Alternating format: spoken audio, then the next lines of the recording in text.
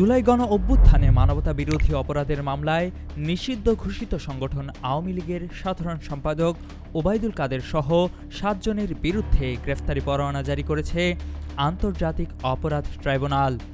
বৃহস্পতিবার বিচারপতি নজরুল ইসলাম চৌধুরীর নেতৃত্বাধীন ট্রাইব্যুনাল ২ এই আদেশ দেন।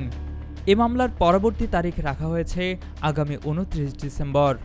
ওবায়দুল কাদের ছাড়াও অন্যান্যরা হলেন আওয়ামী লীগের যুগ্ম সাধারণ সম্পাদক আপম বাহাউদ্দিন নাসিম, সাবেক তথ্য ও সম্প্রচার প্রতিমন্ত্রী মোহাম্মদ আলী আরাফাত, যুবলীগের সভাপতি শেখ ফজলে শামস পরশ, সাধারণ সম্পাদক মাইনুল হোসেন খান নিখিল, ছাত্রলীগের সভাপতি সাদ্দাম হোসেন ও সাধারণ সম্পাদক ওয়ালি আসিফ ইনান।